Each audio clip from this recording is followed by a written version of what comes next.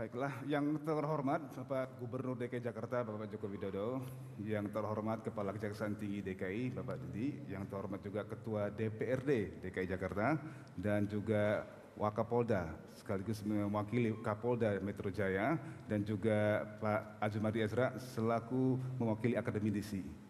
Ya, Assalamualaikum warahmatullahi wabarakatuh. Selamat sore dan salam sejahtera buat kita semua, Bapak-bapak, Ibu-ibu yang kami hormati, para hadirin sekalian dan juga pemirsa JAK TV tentunya dimanapun Anda berada. Kita bicara mengenai korupsi, dan sepertinya korupsi itu akhir-akhir ini sudah sangat terbiasa, sudah sangat menjadi hal yang tak mungkin luput dari perbincangan kita baik itu di media massa ataupun di tengah-tengah masyarakat. Apalagi kalau korupsi dikaitkan dengan istilah kerennya, yaitu extraordinary crime atau kejahatan yang luar biasa.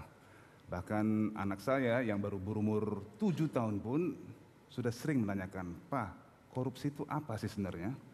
Nah, apakah korupsi memang sudah menjadi bagian dari kehidupan kita? Apakah korupsi sudah menjadi bagian tren bagi mereka yang tinggal di kota besar, bagi aparat negara? Nah, Anda ingat korupsi, tentu Anda juga harus ingat bahwa pemberantasan korupsi juga sudah luar biasa dilakukan. Ada 3 aparat negara penegak hukum yang kerja keras luar biasa mencoba memberantas korupsi. Pertama, KPK. Kedua, Kejaksaan. Ketiga, kepolisian. Nah, penyakitnya korupsi itu sudah merasuk ke dalam sendi-sendi kehidupan masyarakat, di mana tentunya korupsi itu jelas merusak kehidupan masyarakat itu sendiri, jelas memperparah pembangunan, meniadakan semua kesejahteraan yang sudah di-set, yang sudah di-standar untuk masyarakat itu sendiri. Bahkan praktek korupsi, kolusi, dan nepotisme atau KKN itu sering sekali menggerogoti kekayaan negara dan juga menghabiskan uang bangsa. Kita langsung saja mungkin kita mulai dialog kita kali ini mengenai ada 5 topik ingin saya tanyakan langsung ke Pak Jokowi. Ya, santai saya Pak mungkin Pak. Baik, ada beberapa pokok materi ingin saya sampaikan. Ada 5 sebenarnya. Nah, 5 itu bisa spread ke masing-masingnya. Nah, namun saya ingin tanyakan dulu ke Pak Joko Widodo sebagai Gubernur Pak Joko Widodo. Kita bicara mengenai anti korupsi. Tentunya ada hal di mana sebelum korupsi terjadi, antisipasi atau mungkin perakiraan. Nah, dalam menyusun anggaran atau mungkin APBD tepatnya Pak ya, topik materinya itu adalah perencanaan, penyusunan, penetapan, pengelolaan, pelaksanaan, dan pertanggungjawaban keuangan negara menyangkut hak budget pemerintah dengan DPR. Nah, jadi kalau dalam hal penyusunan APBD, nah masih bertahap dengan DPR. Nah, kira-kira apa yang harus diantisipasikan, Pak? Saya kira memang kita perlu membangun ya sebuah nilai-nilai baru, membangun sebuah budaya baru agar setiap yang kita kerjakan ini terbuka, ada keterbukaan, ada transparansi. Kemudian yang kedua juga kita ini perlu membangun sebuah sistem. Kita perlu membenahi sistem yang sudah ada kalau itu memang harus diperbaiki. Saya kira dengan cara itu apa yang namanya ke arah korupsi itu bisa dicegah. Jadi dimulai dengan partisipasi masyarakat, baik di dalam perencanaan, kemudian sampai ke dalam penganggaran. Ini kalau masyarakat selalu ikut mengawal, mengawasi, kemudian sampai nanti setelah jadi APBD, ini juga masyarakat harus ikut mengawasi. Sehingga sekarang di Pemprov DKI Jakarta yang namanya APBD ini sudah kita buka secara total. Contohnya seperti ini, kita punya web, bisa dibuka di webnya di www.jakarta.go.id. Ya, tapi juga kita poster-poster seperti ini juga kita tempel di kecamatan, kelurahan, di RW, semuanya kita tempel. Artinya kita sudah terbuka dan sangat detail sekali. Bisa dilihat di sini kegiatannya apa, kegiatan programnya apa, volumenya ada, rupiahnya ada semuanya. Kemudian nomor yang dihubungi apa kalau ada masalah, ada semuanya. di dalam poster ini. Cukup mendetail ya Pak ya? Ini sangat detail sekali, sehingga pengawasan itu tidak dilakukan oleh inspektorat misalnya, tetapi juga oleh masyarakat ikut berpartisipasi dalam pengawasan, dalam manajemen kontrol setiap kegiatan-kegiatan yang ada di DKI Jakarta yang berkaitan dengan APBD Provinsi DKI Jakarta, saya kira itu. Baik. Mungkin saya langsung ke Pak Ferial selaku Ketua DPRD. Nah, transparansi dalam hal seperti ini kan cukup penting dan mungkin bisa dikatakan mungkin inilah yang dicari masyarakat mungkin seperti ini. Nah, apakah metode seperti ini sudah digunakan sebelumnya Pak pada pemerintahan sebelumnya? Jadi seperti apa yang disampaikan Pak Gubernur, itu sebetulnya adalah kegiatan akhir daripada pelaksanaan APBD.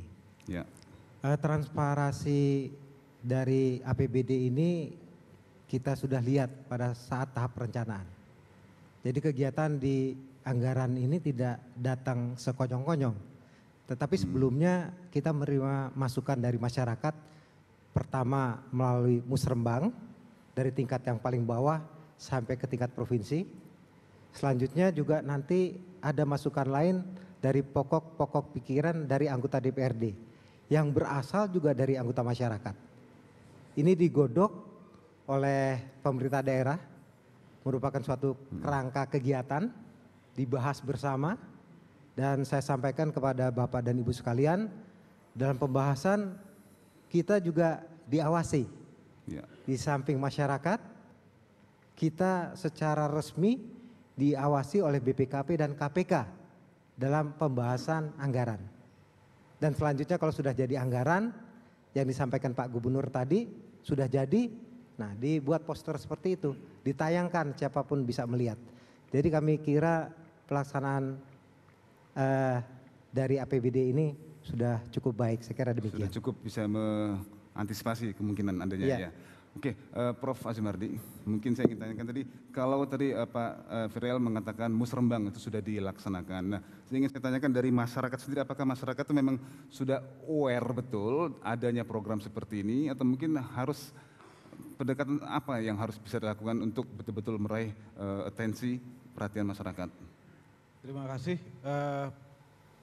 Pertama mungkin masyarakat tidak terlalu paham Pak Gubernur itu apa expose dari anggaran Pemda DKI, baik saya kira juga pemasukan maupun juga anggaran pengeluarannya kemana saja dibelanjakan itu. Tentu saja setiap sektor itu harus dipantau, diawasi, baik oleh lembaga-lembaga yang memang bertugas memantau seperti inspektorat maupun juga bahkan BPK. Tapi saya kira tentu saja itu masih ada potensi korupsinya. Tapi yang saya kira yang dihadapi oleh masyarakat sejauh menyangkut KKN ini itu adalah hal-hal yang sering terkait juga dengan sektor pelayanan publik. Ya. Pelayanan publik itu ya misalnya mengurus surat izin Pak Gubernur mungkin, atau bahkan mungkin juga mengurus hal-hal yang lain yang tertentu, mungkin macam-macam lah. Bahkan kita juga tahu di lembaga-lembaga yang lain yang kadang-kadang seharusnya tidak ada pungutan tapi ada pungutan, misalnya di sekolah misalnya secara diam-diam itu juga masih ada. Jadi sektor-sektor yang berhadapan dengan langsung dengan publik, itu pelayanan publik itu yang saya kira agak susah memberantasnya. Misalnya saya nggak tahu sekarang apakah misalnya dalam kenyataannya mengurus KTP DKI misalnya memang betul-betul sudah tidak bayar sama sekali misalnya, ataukah harus melalui orang tertentu yang itu mungkin orang kelurahan dan lain sebagainya, yang itu juga memerlukan pelayanan publik yang langsung berkaitan langsung dengan masyarakat. Nah, rentan korupsi. Baik. Celakanya lagi masyarakat itu ingin serbatnya mudah. Misalnya juga ini ada Pak Wakapolda di sini. Ada orang yang salah jalan misalnya, seperti tadi saya lihat di jalan ada ibu-ibu ditilang karena masuk ke busway itu. Arah ke selatan. Itu masyarakat kita juga ingin pintas, jalan pintas. Karena kalau ke Prof, pengadilan. Tahan dulu, semakin baik Prof ceritanya, kita akan bahas nanti. Dan pemirsa ingin kami ingatkan, tadi salah satu cara untuk memberantas korupsi tentu dengan kekuatan hukum. Namun salah satu alternatif yaitu juga untuk melihat, meninjau atau mungkin melihat kembali bagaimana sistem pengelolaan keuangan negara bisa dikerjakan lebih optimal tanpa adanya unsur korupsi di situ. Kita akan telitikan lagi lebih jauh lagi nanti sesaat lagi setelah pariwara yang satu ini. Jangan kemana-mana.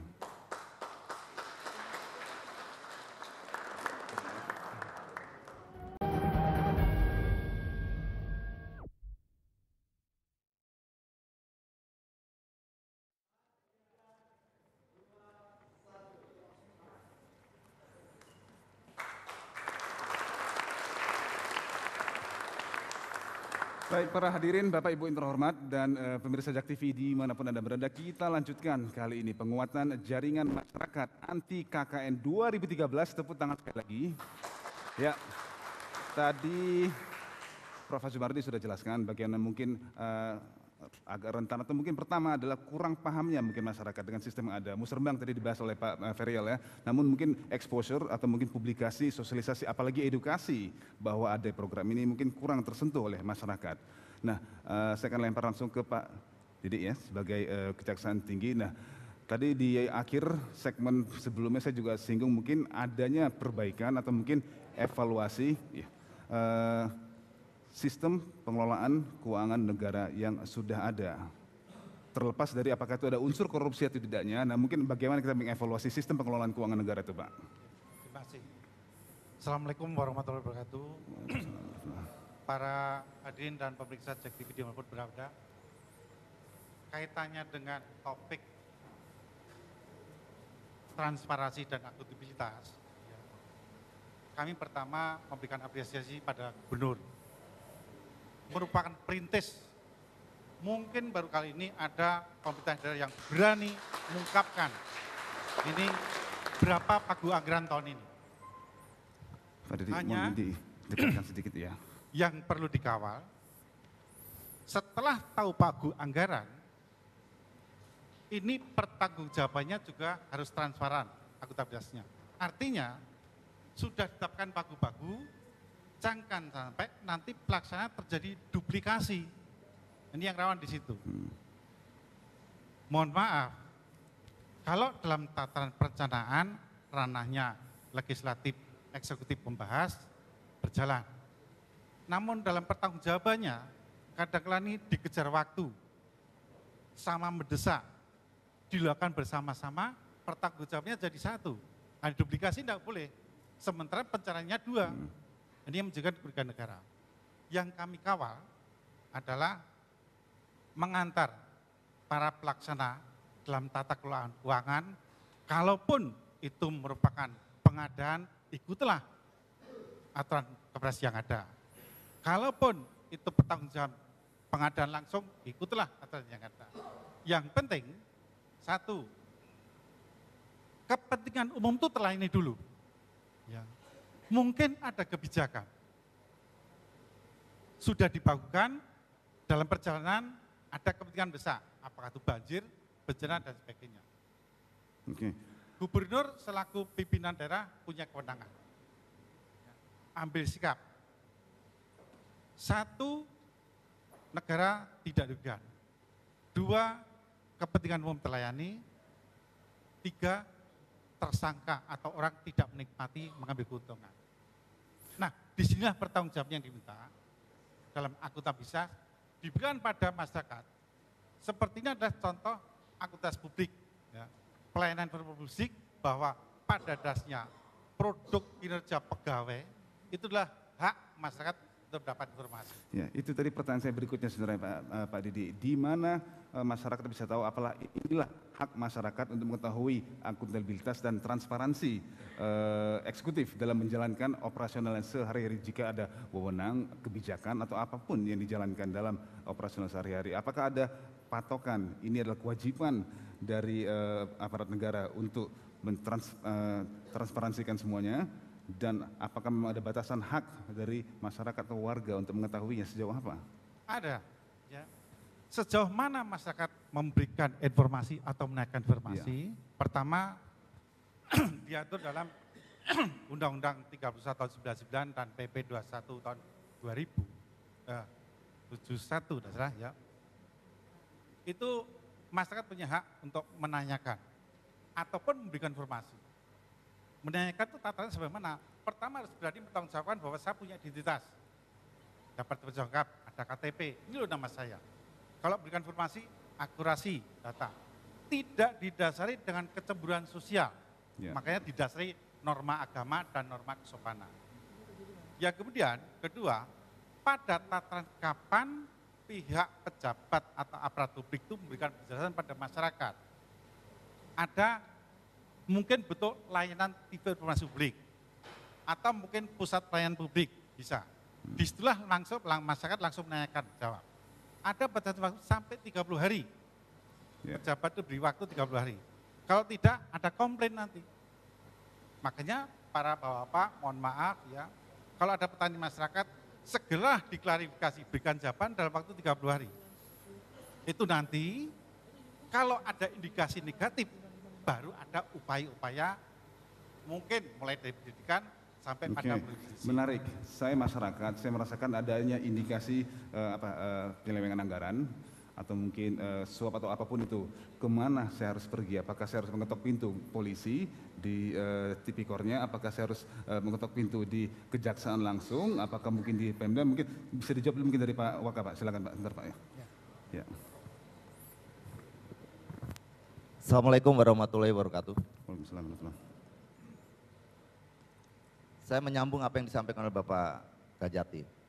Jadi apa yang sudah ditetapkan oleh pemerintah daerah DKI, itu prinsipnya kita mengawal apa yang sudah ditetapkan. Kemudian ada berbagai kegiatan yang kita lakukan dari jajaran Polda Metro Jaya. Yang pertama terkait dan tentu setelah ditetapkan kita bagaimana mencegah supaya itu tidak terjadi korupsi. Banyak kegiatan-kegiatan yang kita lakukan bersama-sama dengan pemerintah DKI. Contohnya kita menjadi konsultan hukum misalnya. Kemudian menjadi narasumber di berbagai kegiatan pengadaan barang dan jasa misalnya seperti itu. Ini preventif ya? Nah ini kita harus bicara dulu dari kegiatan preventif dulu. Ya. Nah ternyata dari semua kegiatan itu juga tidak bisa dipungkiri bahwa di dalam perjalanannya katakan seperti pengadaan barang kemudian proyek-proyek itu juga ada penyimpangannya. Dari catatan kita, dari catatan Polda Metro Jaya, ada 5 kasus tindak pidana korupsi yang sedang kita tangani dalam proses penyidikan. Ini yang terkait dengan anggaran di pemerintahan DKI Jakarta. 5, semuanya itu informasi dari masyarakat. Saya apresiasi kepada masyarakat, itu semuanya informasi masyarakat. 5 yang dalam masa proses penyidikan. Kemudian sedang kita telusuri juga dalam pendalaman, ada 25. Informasi dari masyarakat yang kita dalami sekarang ini sedang kita dalami terkait dengan apakah terjadi tindak pidana korupsi di berbagai bidang. Ini sangat menarik Pak, ternyata masyarakat juga memiliki animo cukup tinggi untuk cukup sadar mengenai apa yang terjadi di tengah-tengah mereka, bagaimana pemerintah menjalankan anggaran mereka. Kita akan telusuri lebih dalam, saya akan tanyakan mengenai bagaimana evaluasi ya Pak Joko ya dan juga Pak Ferry. Kita akan melihat bagaimana evaluasi yang lebih tepat mungkin, yang sesuai setelah pariwara yang satu ini. Yang pemirsa jangan kemana-mana, kami masih akan kembali setelah pariwara yang satu ini.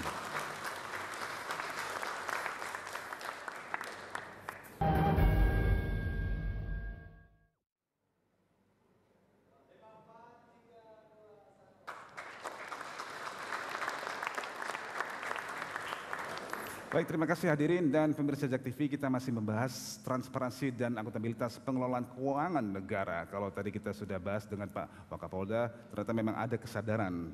Ya. Nah, namun ingin saya kaitkan tadi dengan apa yang disampaikan Pak Prof. Azumardi, mengatakan bahwa jika ini servis atau layanan publik itu yang langsung berinteraksi dengan masyarakat, itu resikonya lebih tinggi. Nah, apakah itu mendiskriminasikan hanya mereka yang terikat dengan layanan publik saja yang betul-betul sadar, hey, gue dimainin kali ini, saya nggak mau, nggak terima, atau mungkin yang lain juga? Dari pengalaman mungkin ya Pak, baru saya tanyakan ke Pak Didi nanti. Terima kasih. Jadi begini, ini kan pembelajaran juga bagi kita, bagi petugas maupun bagi masyarakat gitu ya. Seperti tadi disampaikan oleh Pak Profesor, ini kan ada semacam interaksi yang kadang-kadang nggak bisa dihindari. Ketika ada seperti disampaikan Prof tadi itu seperti jalan pintas ingin cepat selesai. Sebetulnya kalau masyarakat tidak memberikan juga nggak akan terjadi sebetulnya. Yang pertama. Yang kedua, kembali kepada moral, mental petugas itu juga sebetulnya. Tapi sekarang perlu kami sampaikan sekaligus membahas. Untuk jajaran Polda Metro Jaya begini Pak, sebetulnya sejak apel pagi itu kita sudah bicara tentang bagaimana tidak korupsi. Ketika kita apel pagi, doa apel paginya sudah salah satunya adalah, ya Allah jadikanlah kami abdi negara yang bebas dari korupsi dan itu mulai pagi. Jadi apel paginya sudah seperti itu salah satu poinnya. Ini pembelajaran dari aspek moral. Kemudian yang kedua, kita juga ya ini bicara dari hati nurani juga. Kita pakai PIN.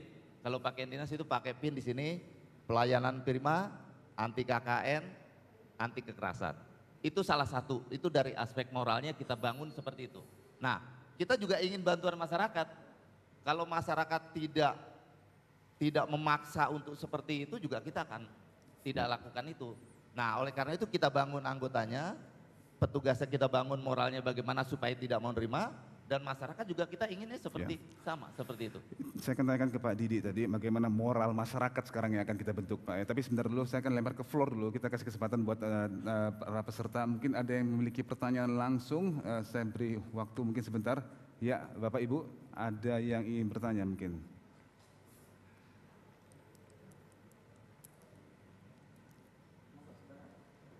Silakan ya, di belakang Bang Bener.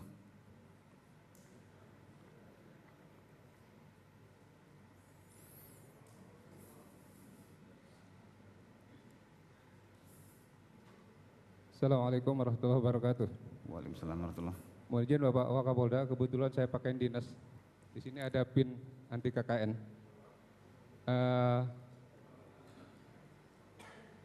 Saya selaku Kasat Bimas Polres Metro Jakarta Pusat. Dalam sehari-hari saya selalu ngikutin jejak Pak Jokowi, belusukan dari masyarakat ke masyarakat. Yang sering saya sampaikan itu yang tidak pernah lepas adalah persoalan hukum dan moral. Berkaitan dengan hukum ini endingnya adalah pembuktian. Ketika banyak orang yang korupsi, seolah-olah hanya karena berorientasinya kepada hukum semata. Ketika orang berorientasi kepada hukum semata, seakan-akan boleh mencuri asal tidak ketahuan.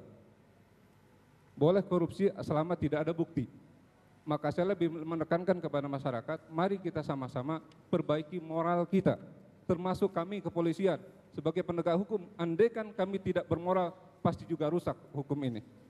Saya kira memang moral lah yang paling penting bagi kita untuk memperbaiki bangsa ini. Terima kasih. Ya, terima kasih Pak.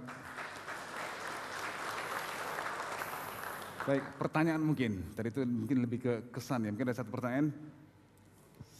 Ya. Pak Ashraf, ya. Di depan ada Pak Ashraf. Terima kasih Pak. Assalamualaikum warahmatullahi wabarakatuh. Ashraf Ali dari fraksi Partai Golkar DPRD DKI Jakarta. Mengamati apa yang disampaikan oleh para pembicara, Pak Gubernur dan yang lainnya, sungguh sangat menarik sebenarnya. Peran serta masyarakat di dalam hal ini. Bagaimana mengikut sertakan masyarakat di dalam melakukan pengawasan terhadap KKN. Nah, sekarang ada pemahaman yang terjadi di masyarakat. Kalau korupsi itu identik dengan mengambil sesuatu yang bukan haknya, yang kaitannya dengan negara tentunya, umumnya, ini pemahaman masyarakat.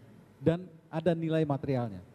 Tapi terkadang ada yang tidak menganut atau tidak memuat nilai material, misalnya kebijakan. Ini bagaimana Pak Jaksa? Katakanlah tadi Bapak mengatakan bahwa Pak Gubernur punya kebijakan karena situasional, kepentingan publik, tersangka tidak menikmati. Ini kan artinya ada sesuatu kekhususan. Tapi terkadang ini juga masih bisa digunakan sebagai satu case yang bisa memutuskan bahwa dia adalah koruptor. Artinya bukan hanya material, tapi kebijakan. Ini bagaimana dengan contohnya apa Pak Ashraf? Maaf saya potong. Contoh ini sangat menarik. Ini berarti intangible kalau saya bilang ya, yang tidak nyata kan? Ada pejabat yang karena menetapkan kebijakannya lalu salah dan dituduh koruptor. Ini yang terjadi. Nah, masyarakat secara luas memahami bahwa seorang koruptor adalah orang yang mengambil uang negara, Ya. menikmati kekayaan yang bukan miliknya untuk kepentingan dirinya. Ini kira-kira Ya. begitu. Bagaimana Sampai pendapat dasar, Bapak? ya. Terima kasih. Pak Didi, mohon segera dijawab. Terima kasih Pak. Jadi kebijakan itu tidak ada batasan Pak ya. Tidak ada batasan saklek itu tidak ada. Kapan seseorang itu ngambil kebijakan? Kapan seorang pejabat itu ngambil kebijakan? Tataran yang saya sampaikan bahwa negara tidak dirugikan, kepentingan umum terlayani, yang bersangkutan tidak menikmati. Ini ada karakter dalam membahas apa kebijakan itu dilandasi oleh kepentingan sepihak, kepentingan pribadi, atau kepentingan golongan. Yang kedua, norma dasarnya, aturan-aturan mainnya dilanggar atau tidak. Toh itu nanti tetap ada pertanggungjawabannya Pak. Ya. Kepentingan umum terlayani. Pos dari A pindah ke pos B. Yang pertama untuk perbaikan jalan, yang itu perbaikan tanggul. Jebol. Segera dilaksanakan karena kalau tidak efek lebih besar.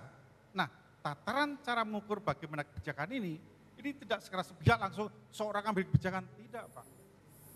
Ada formatnya, Bapak melalui Pak Gubernur melalui satu pembahasan dalam rapat apa. Jadi bukan suatu musyawarah, pusat keluarnya kebijakan.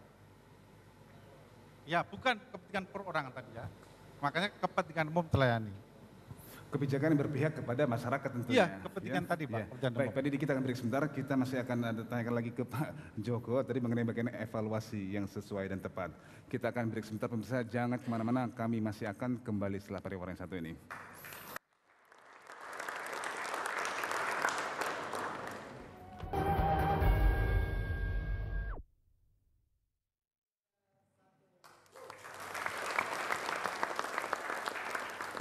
Ya, pemirsa Jak TV dimanapun Anda berada dan hadirin Bapak Ibu yang terhormat, kita lanjutkan pembahasan kita mengenai bagaimana untuk meningkatkan, menyadarkan moral dan juga meningkatkan kesadaran masyarakat kali ini. Harus kita bawahi masyarakat bahwa adanya atau kudu sadar korupsi dan juga KKN di sekelilingnya. Baik, kita sudah bahas beberapa aspek tadi. Saya ingin tanyakan ke Pak Joko sebagai pemimpin.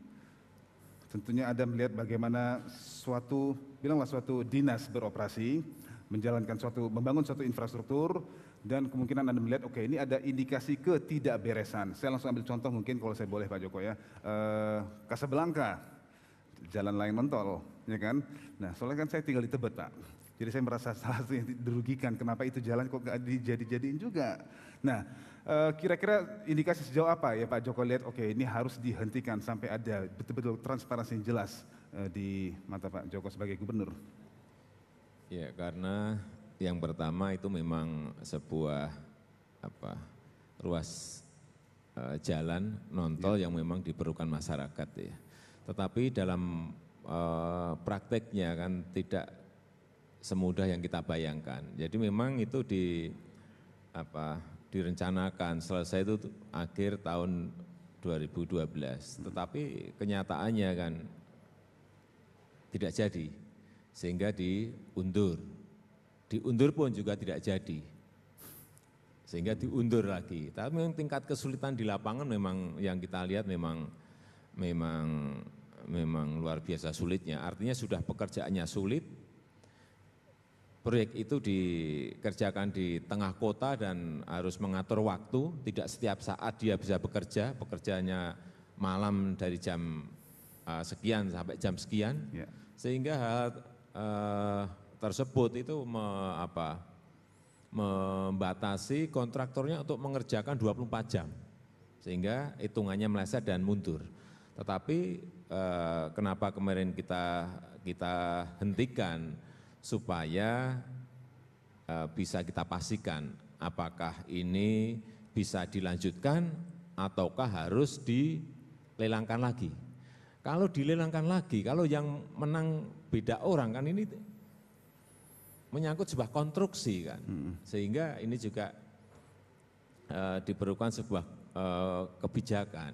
Dan kemarin setelah rapat kita putuskan dilanjutkan dengan catatan memang harus segera selesaikan pada akhir Juli, harus rampung. Tetapi kenyataannya lagi-lagi memang belum selesai. Sehingga dikalkulasi lagi, oke, diperpanjang lagi. Tetapi dengan catatan tentu saja ini ada aturan mainnya, misalnya dikenakan denda dan yang lain-lainnya itu nanti urusannya ada di dinas. Tetapi bahwa jalan ini harus segera diselesaikan dan harus selesai sesuai dengan aturan yang ada, kontrak yang ada itu memang harus diikuti.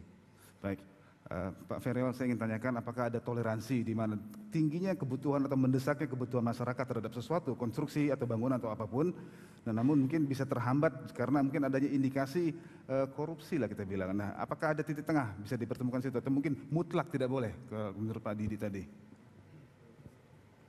Kalau kita kaitkan dengan jalan layang non-tol Kasablanka, kalau menurut kami itu murni masalah teknis, ya, masalah teknis. Jadi si pelaksana tidak bisa melaksanakan tepat waktu karena masalah teknis. Kita tidak melihat adanya unsur korupsi di sini. Kira-kira seperti itu. Jadi tidak bisa misalnya jalan layang non-tol tidak selesai tepat pada waktunya, ini ada unsur korupsi dan sebagainya. Saya kira tidak. Kenapa? Karena pengawasan dari dinas yang terkait itu cukup ketat. Dan selanjutnya yang bersangkutan pun itu dihadapkan dengan kalau dia tidak melaksanakan sesuatu kegiatan tidak akan dibayar. Jadi intinya saya kira kalau seperti contoh jalan layang non-tol tentunya itu bukan suatu tindak korupsi, kira-kira seperti itu. Baik. Kita bicara mengenai moral, Pak ya, dan juga kesadaran masyarakat. Saya ingin tanyakan ke Prof sekarang, Prof Asmardi, sebelum saya tanyakan ke Pak Didi. Bagaimana moral masyarakat atau mungkin kesadaran masyarakat cenderung lebih ke hal-hal yang dia langsung berinteraksi seperti yang Anda katakan tadi. Nah, contohnya Pantura, sekarang dibahas habis mengenai bagaimana Pantura proyek paling lama, segala macam. Karena masyarakat yang selalu menggunakan dan interaksi dengan fasilitas tersebut. Nah, bagaimana mungkin dengan korupsi yang lebih besar seperti illegal logging contohnya, atau mungkin kasus korupsi yang melibatkan beberapa partai contohnya. Nah, akses pengetahuan masyarakat terhadap korupsi hanyalah mungkin melalui media.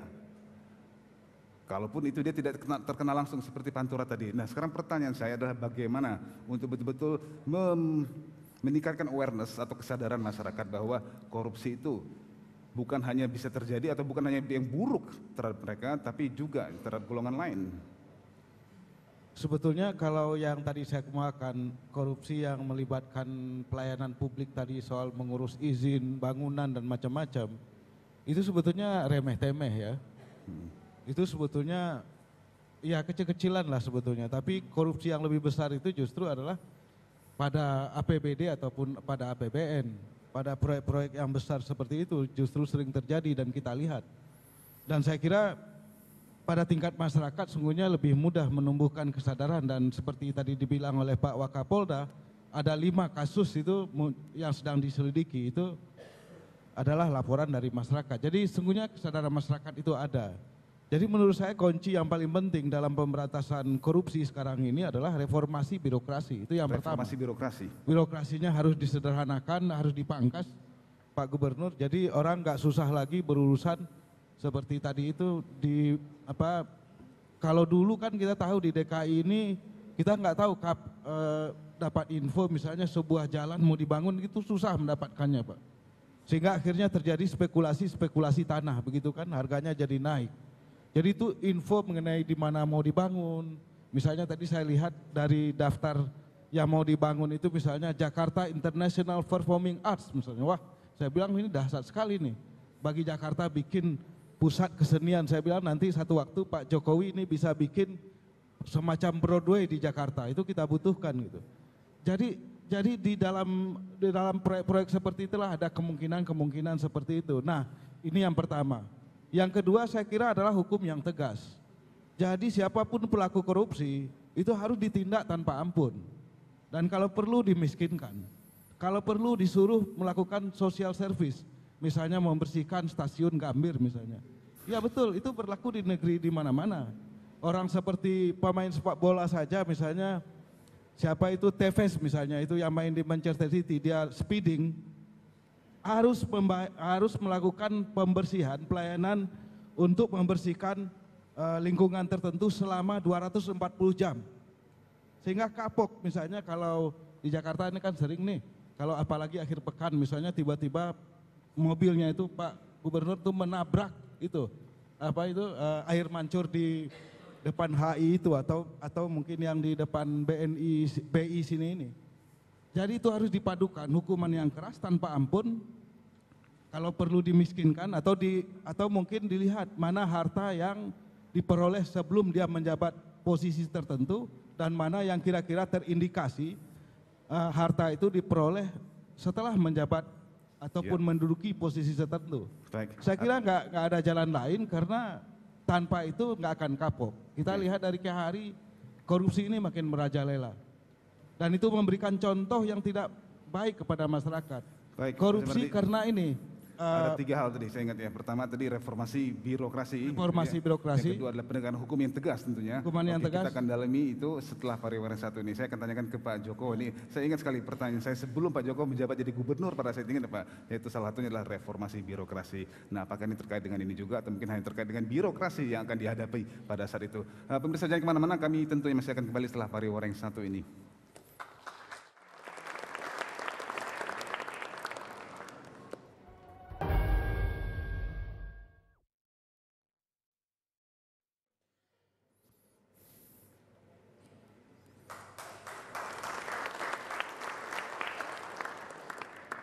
Baik pemirsa dan hadirin yang terhormat, kita masih membahas bagaimana akuntabilitas pengelolaan keuangan negara. Kalau tadi Prof mengatakan bahwa reformasi birokrasi itu salah satu hal yang perlu dilakukan untuk menghapus atau mungkin untuk meminimalisir korupsi yang terjadi di antara aparat kita.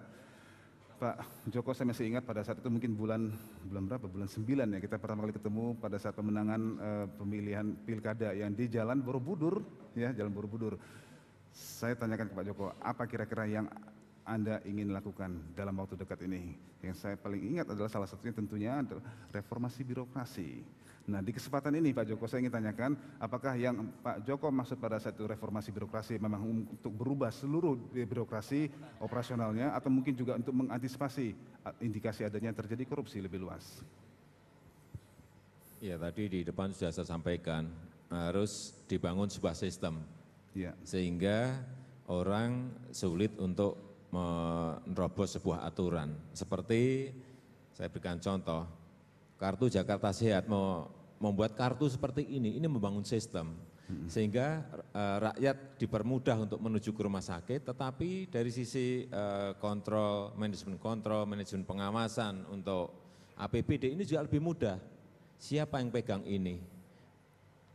Berapa banyak yang sudah pegang ini?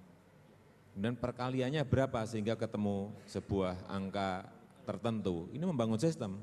Juga kartu Jakarta Pintar seperti ini membangun sistem. Jadi tidak hanya menganggarkan, tapi sistemnya yang harus dibangun. Sehingga ketemu Jakarta Pintar seperti ini. Semuanya memang harus dibangun dengan cara-cara sistem IT. Juga kita sudah mulai Januari yang lalu, pajak online. Pajak kota, pajak restoran, pajak parkir, pajak tempat hiburan, online. Itu juga membangun sistem sehingga tidak ketemu orang dengan orang, sehingga tidak terjadi tawar-menawar misalnya. Ini yang kita bangun. Kemudian juga e-procurement, pengadaan barang dan jasa online ini juga sama.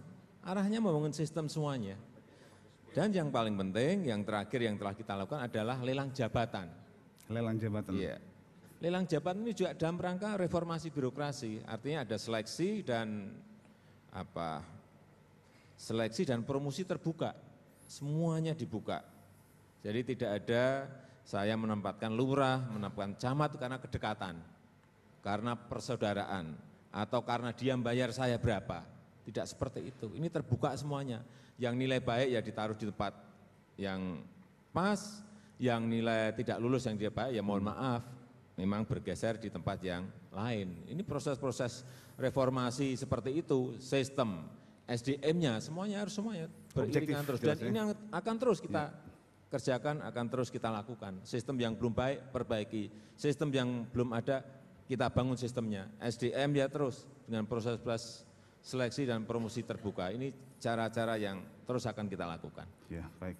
Pak Waka, saya ingin tanyakan, tadi Pak Prof mengatakan bahwa ketegasan hukum, penegakan hukum yang sangat tegas itu kudu dilaksanakan. Seperti di China mungkin Pak ya, itu contoh jelas. Koruptor itu bisa ditembak mati, bisa dieksekusi mati. Pertanyaan saya simpel, apa kendalanya Pak di Indonesia? Penegakan hukum terkait dengan korupsi.